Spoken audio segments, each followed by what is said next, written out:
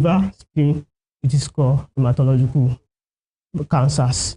Same thing as blood cancers. And we have types of these hematological cancer.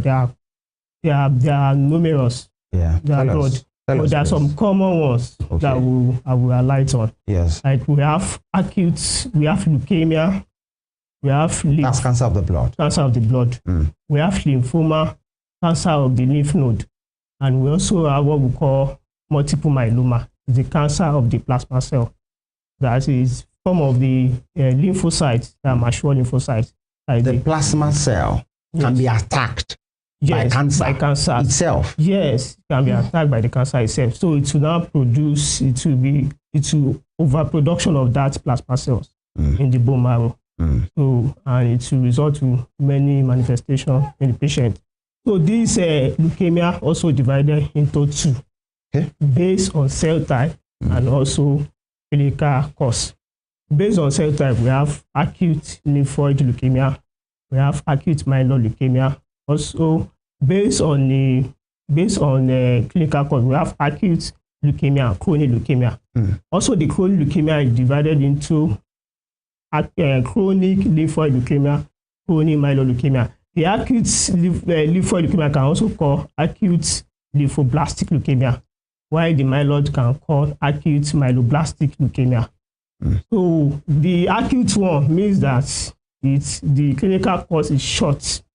It's short within weeks, maybe within 4 weeks or 6 weeks. Patient will start manifest all these symptoms of the cancer. 6 weeks of the symptom, or 6 weeks of the cancer getting into the body? Which one? 6 weeks of cancer getting to the body and starts manifesting.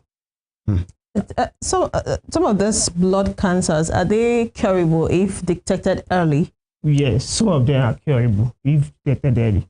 Why some, it depends on the type. Some have good prognosis, while some have bad prognosis. What's the prognosis? So the one that has good prognosis, it's curable when it's discovered. Sorry, for the benefit of information and people that are not medically inclined, what's the prognosis? The prognosis is that if we start treatment early, the disease will go, which will cure totally. And poor prognosis is when if you start the treatment, even with the treatment, there won't be any cure. So it will end in death, or it can only be managed? Yes, it can be managed. It can be managed to prolong the life of the patient. But at the end of the day, the patient will still go. Wow. So far, how many of these blood cancers have you cured totally? Well, there's, as I was explaining, we have lymphoma. Lymphoma is the cancer of the lymph node. So this lymphoma is divided into two. We have what we call Hodgkin lymphoma and non-Hodgkin lymphoma. The Hodgkin lymphoma, it also has two types, which is classical and nodular lymphocyte predominant Hodgkin lymphoma. The classical one, it has 4 types. Out of the 4 types, some of them they have good prognosis. So we've cured the one that has good prognosis, that is Hodgkin lymphoma. Till today, we cure the patient with chemotherapy. Quickly, let me just, because the cure part, I don't want it to sound like we have a magician in the house who cures things. We only have a doctor in the house who cares. It's good that we have that. But then, leukemia, multiple myeloma, if I hope I'm calling that correctly, how prevalent is it around us here? Okay. Do we have it in Nigeria? Yes. Do we have it on Osun State? Is this something that has been presenting and that we need to worry about? Thank you. So let me go to multiple myeloma first. Multiple myeloma is even common in Africa than European countries. In Africa, it's prevalent.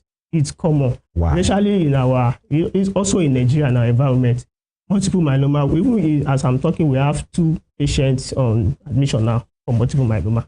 And that's how we have them like that. But some people don't know about this disease. Sorry, doctor, is there a thing that makes it common around us here? Well, is it gene? Is it lifestyle? Maybe because of our environment. Maybe because of our environment, pollution environment. Maybe our food. Maybe our. There are many causes that. Are there scientific, postulations to this that shows that this is what we are doing that is causing this? Yeah, that's why I say that there are some risk factors. Okay. That predispose to this cancer, right. Especially multiple myeloma and other cancers, like exposure to radiation, all these petrochemicals, the petrol that we use for our cars. So the exposure to it, studies have shown that it causes cancer. And how? In what form? It will mutate the gene. No, the exposure you are talking about, is it that when we see it or we inhale? Prolonged exposure, when we inhale it, prolonged exposure. No, they are not that high. So about those mechanics that yes, some of them that they even draw it through the hose with their mouth. Yes, some of them may come down. So and also, it's not only that some gene, the malignancy cancer itself is multifactorial. Okay. It will not be only that exposure alone. Maybe the person also has gene that also causing mutation of that disease. That some of them we have patients that maybe they are mechanics. Some of them we don't even have any exposure. We ask them, are you exposed to this? Say no. Are you exposed to radiation? No. And then they come down with cancer. So meaning that there are some factors, there are many that are multifactorial that can cause. The gene thing, does that mean the multiple myeloma or cancer can be hereditary? Yes. Cancer can be hereditary, even multiple myeloma. We've found that the family history play a lot of role as in to have that cancer. Although it's not necessary that if our parents have the disease that the offspring that we have. No, we've seen cases that maybe the mother has it and also the offspring have it, but it's not common. Maybe about less than 3%. What are the symptoms of this blood cancer? Okay, blood cancer, because of, as I was explaining, the acute lymphoblastic leukemia, acute myeloblastic leukemia. What happens is when they are immature cells and when they are accumulated in the bone marrow, they cause what we refer to bone marrow failure. So bone marrow will not be able to produce blood. Bone marrow produces blood, white blood cells, red blood cell, and platelets. The red blood cell is the one that gives us oxygen, that carry oxygen through our body. And the white cell is the one that fights against infection in our body. And the platelet is the one that, whenever we have cuts, that the bleeding will stop, there won't be prolonged bleeding. That is the platelet. So when these leukemic cells, when they are accumulated in the bone marrow, it will prevent bone marrow to do its normal function to produce blood. So the patient will now manifest what we call bone marrow failure. That is, it will be anemia, there will be degree of cytopenia, there will be anemia, leukopenia or neutropenia, and thrombocytopenia. Sorry, this penia.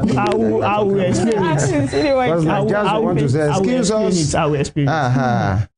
Let's start with anemia. Yeah. Patients will have symptoms of they will have fatigue, they will have generalized body weakness, inability to walk a long distance, there will be effort intolerance. They may have palpitation, that is, they will be feeling the way they are breathing.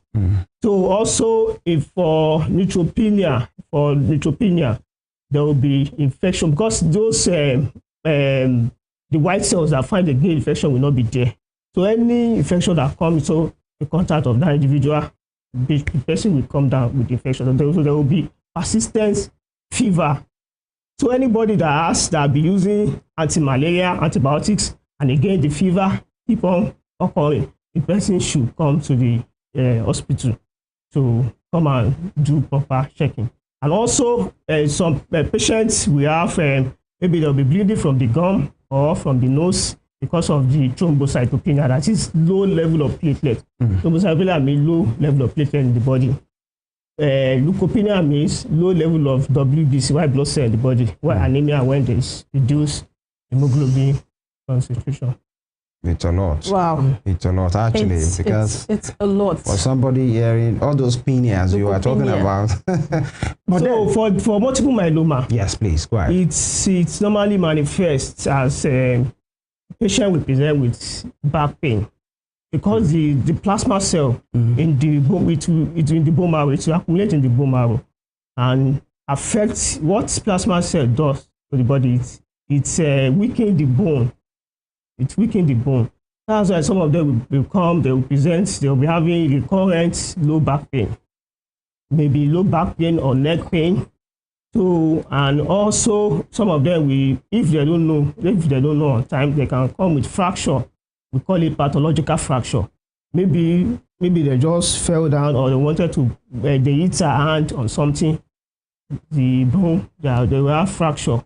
So the bone can just break. It can be to break because of that pathological fracture, because of the plasma cell in their bone marrow. Wow. So any patient that will be going for maybe for physiotherapies, for maybe pharmacists to complain of pain, recurrent pain, and the patient will be using many drugs, the patient should come to the teaching hospital to come and do proper checking.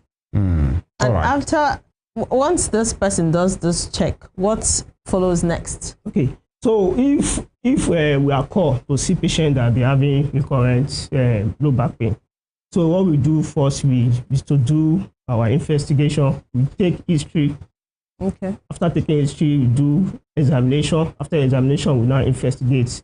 So we normally start with full blood counts to know the level of the blood level, the WBC, and the platelet. I explained the other time. So also we do some other tests, the peripheral blood film.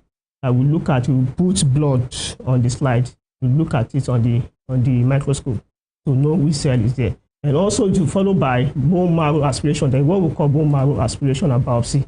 The aspiration part is we take blood from that bone marrow where blood is producing from. So we stain it, we look at it on the microscope, and we remove small out of the bone of that bone marrow. We send it to histology for histology to know what they will see there. What next? You talked about the issue of patient presenting with back pain. Yes. One we say is, what kind of back pain? Is it that it will be chronic or severe? Because almost everybody who does stressful work can tell you they have back pain. So would that be enough for an individual to say, I'm going to the hospital to be tested? Well, it depends. If because of the work, if work requires maybe someone is having pain because related to the work, if it has been recurrent, it's better for that person to come to the hospital also, to come and do basic tests, maybe ESR, erythrocyte sedimented rate, and some other tests that could give us an idea that if it is normal, then the patient will also do what we call lobosacral X-ray. The patient will do X-ray of that part that is having pain. So if for multiple myeloma, there is what we call lytic bone lesion. So if it is discovered in that X-ray that the patient does something as lytic bone lesion, right, it's automatically multiple myeloma. And so some of these tests that you have talked about, some Nigerians will say, how accessible is it? How costly or cheap is it? The access to these tests that you are talking about. Do we have it almost everywhere, or you need a very top specialist hospital to access some of this care? And how expensive are they, actually? We have some. Because for many decisions that are taken by, and every Nigerian, he considers his pocket firstly. Exactly. So we have some in our teaching hospital that we can do. So the one we cannot do, we refer them to maybe Lagos or Ibadan. Doesn't that suggest that means that would be expensive? Yes, it's very expensive.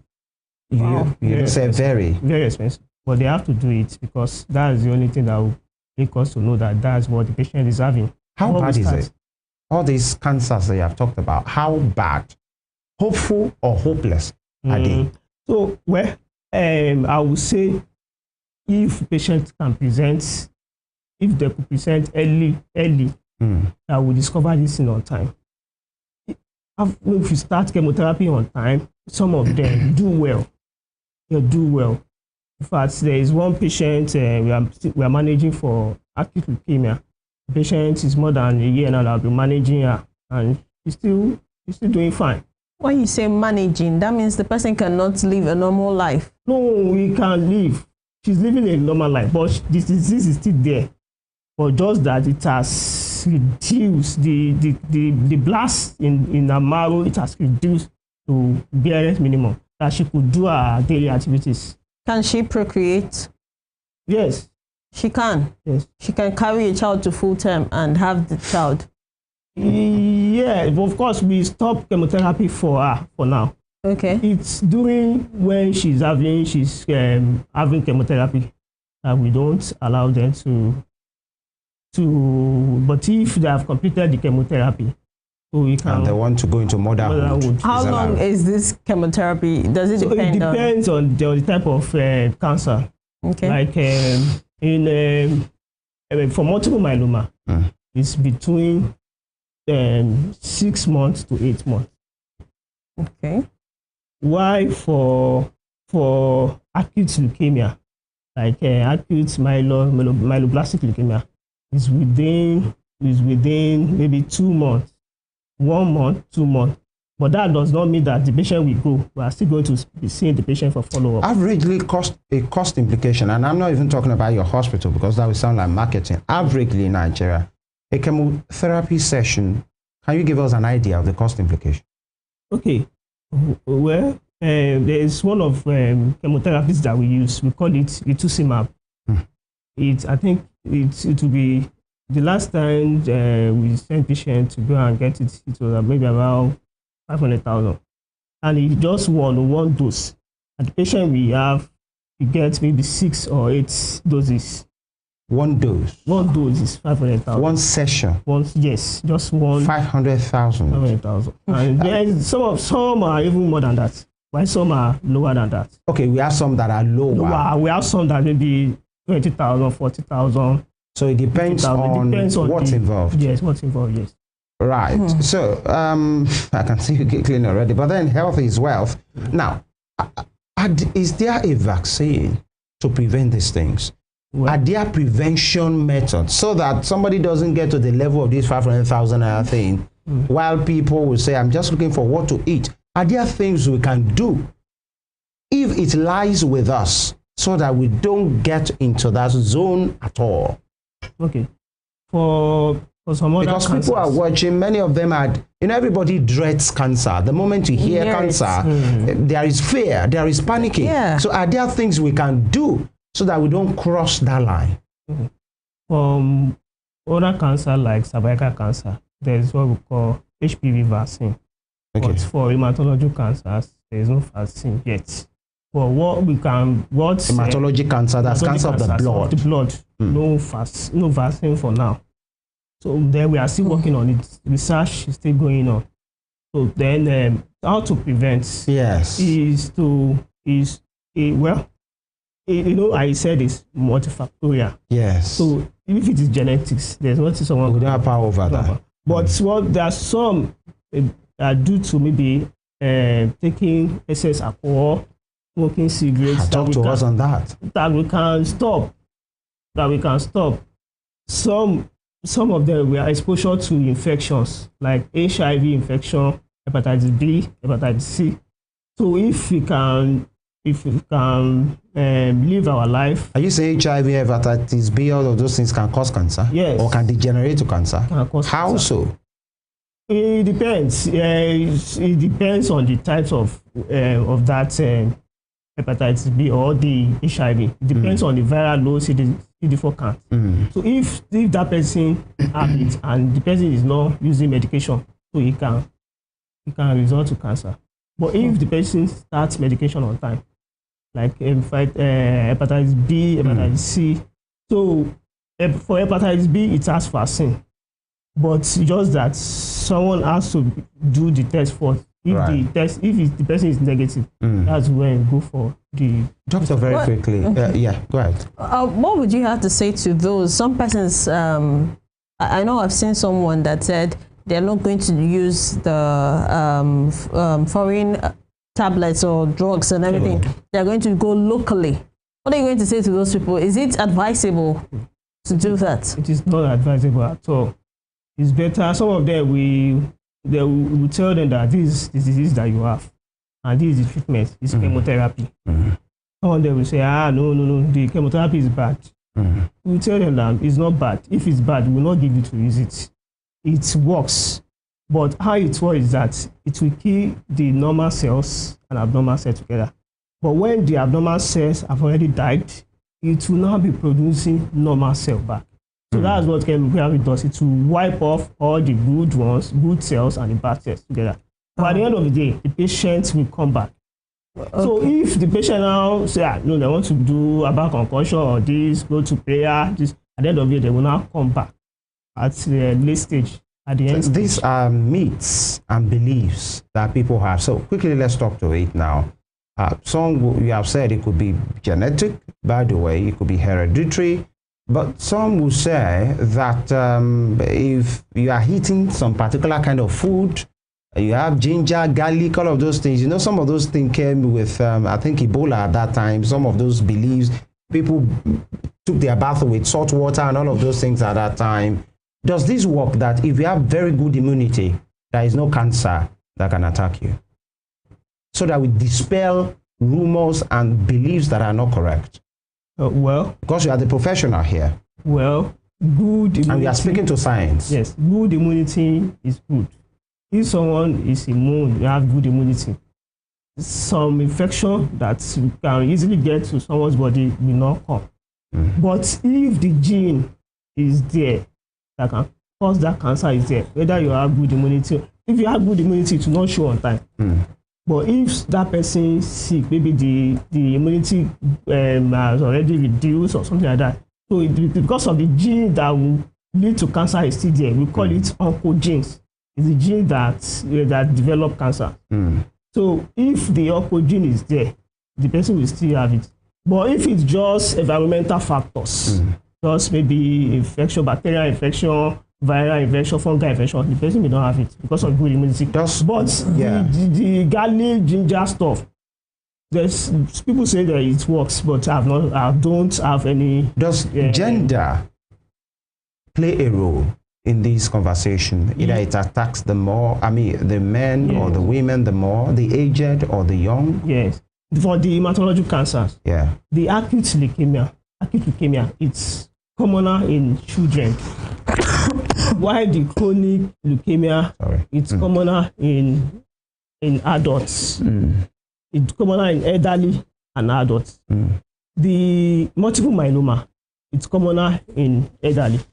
But that does not mean that it cannot occur in the adults.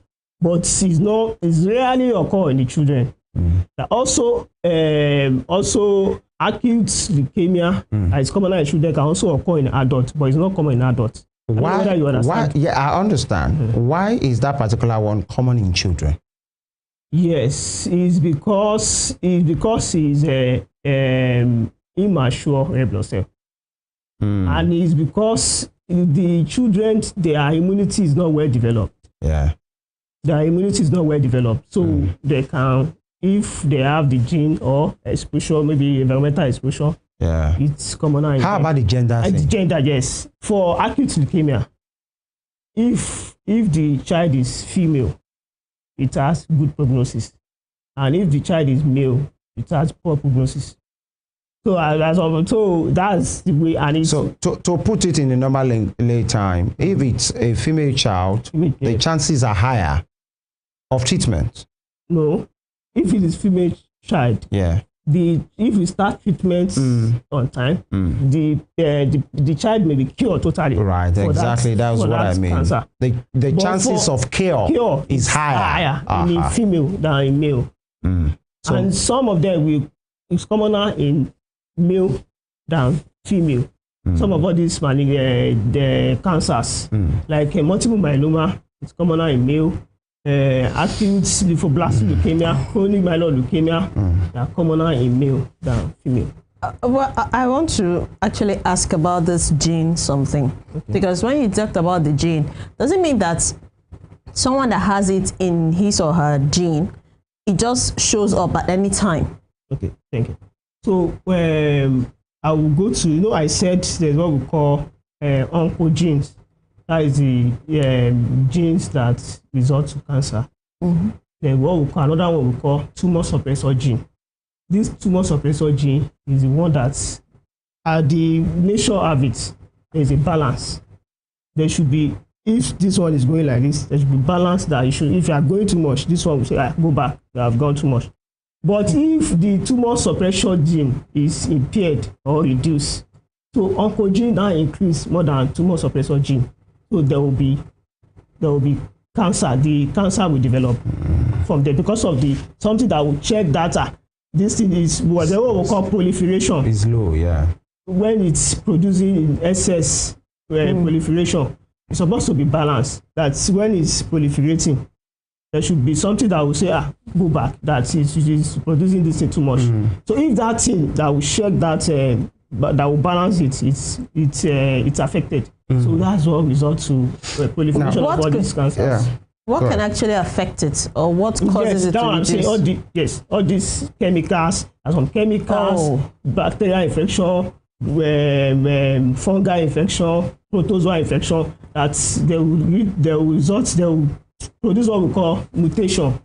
So when this mutation occurs, so it will affect the tumor suppressor gene that will suppress that oncogene. That's what you are doing. You are producing the food we eat, the drinks we take, does it play a part in this hematology cancer? Well, kind of food, type of food, either is fast food, either is normal food. Well, it doesn't play a part, right? All right, it's good because we are talking to science. Now, let's take it home from here.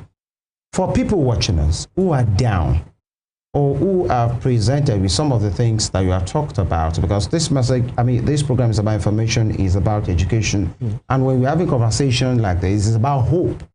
What will you tell them? They are looking at you right now, or possibly they'll still see you later, in various platforms. What will be your message for them? So my message for them is, if they have symptoms of fever, maybe they be having fever has been running for a longer period, and they've used anti-malaria. That's what first thing that people will go and say, maybe it's malaria. You go and buy anti-malaria, antibiotics, and this fever is still coming back. They should go to teaching hospital where there will be sex, they'll be well at sex, and they will refer to proper place, refer to hematologists. So say, or if they are having anemia, recurrent anemia. Some people that they will say that they have anemia, they give them 3 units of blood within 2 days to go back. They give them another 2 units of blood within 3 days to go back. There's something going on there. So it's likely to be hematological malignancy. So they should report on time to teaching us. How about those that have reported, it has been confirmed, and they are watching you this morning and they are confused, they are angry, they are sad, and they think, oh, they are going to die? What would be your message for them? Well, if they are taking their drugs and they are coming for follow-up, there is no doctor that will say, this thing that you will die maybe because of, if you are, even all this leukemia that we are talking about, we've seen some patients that we think the patient will die tomorrow, and patients they are still alive till now. So no doctor will say, but if they are doing what they will ask them to do, they are taking their drugs the way we prescribe it, they are coming for follow-up, so they stand a chance. Yes. I asked that because for me to say it might be kind of funny. When you watch Nigerian movies, you see somebody present at the hospital, but you're already nodding your head. You know what I'm talking about. And you say, oh, they have been given 6 days to live. They're given 24 hours to live. Is it that is not accurate, or that is a lie, or it can be true? Well, yeah, I would think it's because we are dispelling rumors here. I would think it's not accurate. Although there is so there's no doctor that will say, oh, you only have 6 months to live, you only have 5 days to live. It's not. Some people can say that, but it's not appropriate. It's not accurate. Even when you know. Even when, yes. What we normally know is if the patient come with last stage. Maybe we call it stage 4. We know that within 2 months, this patient will die. Because it's a bad case. It's a bad case. Okay. It's already stage 4. It has already gone into bone marrow, maybe CNS, this and that. But that does not mean that because if you tell the patient that you within 2 months you will die, even with the drug you are giving the patient will not use it. They can say, why am I using it? You say I will die within 2 months. Or you cannot say. It's only God that can say chance. Because we've seen patients that were in stage C or stage 4, that is last stage. And we thought patient within 2 months, this patient will die. Patient did not die, even after 6 months. So that's what I would say, that they should have hope and they should be coming for follow-up, regular follow-up. And anytime some of them give them medication and they will not use it. Or with the way we ask them to use it, they will say because of the side effects.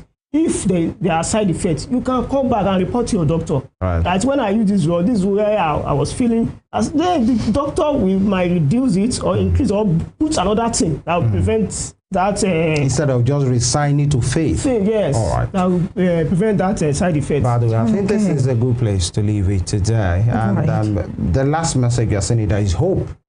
People should not just lose their hope. Yeah. And by the way, I want to thank you, Dr. Lukman Lawal, a senior registrar at the University Teaching Hospital at the Department of Hematology. Thank you for your time and the knowledge you have shared with us. Thank you for having me today. Of course, Uzums, we must go. It's been absolutely a week. It's been absolutely a week. We had a lot of packed up events. So I remain Uzom Sekechukwu, and like you're thinking about it.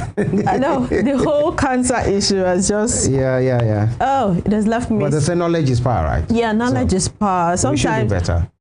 Now people know what to do. What to expect and how to handle themselves. There is hope. To anyone or those of you watching and feeling like it's already a lost cause that you have inflicted with cancer. There is hope, and we hope to see you better and stronger. We'll see you next week. I remain Uzom Sekechukwu. Stay safe and have a lovely weekend. Of course, there is hope and there is light at the end of that tunnel. By the way, we're in the era of renewed hope. By the way, whatever that means to you, we should go. And we will be back, God willing, next week for another edition of this program. Please, you can have a recap of these programs, everything we have talked about during the week, and today's edition on our YouTube channel. Our YouTube channel is at Western Spring TV. Like, share, subscribe, and let people be part of the information and knowledge. A big shout out to the production team that has worked with us and for us all through the week. We'll be back, God willing. Femi Ojo is my name. Have a blast this weekend, but be responsible and please stay alive.